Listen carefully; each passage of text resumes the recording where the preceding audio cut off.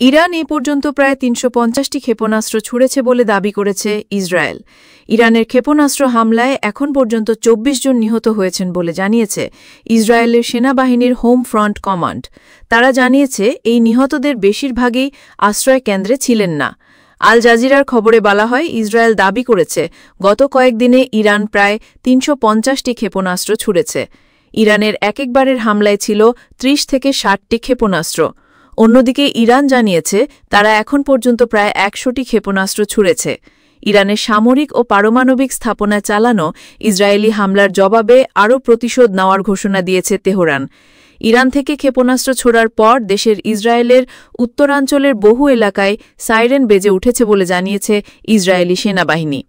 Israeli বাহিনীর বিবৃতির বরাত দিয়ে আল জাজিরা জানায়, হামলার সতর্কতা জারি করা হয়েছে এবং ইসরায়েলের প্রতিরক্ষা ব্যবস্থা আকাশে ক্ষেপণাস্ত্র প্রতিহত করার চেষ্টা করছে। সাধারণ জনগণকে আশ্রয় কেন্দ্রে চলে যেতে এবং পরবর্তী নির্দেশ না দেওয়া পর্যন্ত সেখানেই অবস্থান করতে বলা হয়েছে। ইসরায়েলের সঙ্গে উত্তেজনা কমাতে ইরানকে এখনই আলোচনায় বসা উচিত বলে মন্তব্য করেছেন যুক্তরাষ্ট্রের প্রেসিডেন্ট ডোনাল্ড ট্রাম্প। তিনি বলেছেন, আমি বলবো ইরান এই যুদ্ধে জিতছে না, তাই দেরি হওয়ার আগে তাদের কথা বলা উচিত। আজ সোমবার জি7 সম্মেলনের ফাঁকে কানাডার প্রধানমন্ত্রী মার্ক কার্নির সঙ্গে বৈঠকের শুরুতে ট্রাম্প একথা বলেন। এদিকে ইসরায়েলের তেল আবিব শহরের বাসিন্দাদের সরে যাওয়ার হুঁশিয়ারি দিয়েছে ইরানের ইসলামী বিপ্লবী গার্ড বাহিনী। ইরানের রাষ্ট্রীয় সংবাদ মাধ্যমের খবরে বলা হয়, নিজেদের নিরাপত্তার স্বার্থে তেল আবিবের নাগরিকদের অবিলম্বে এলাকা ছাড়তে হবে।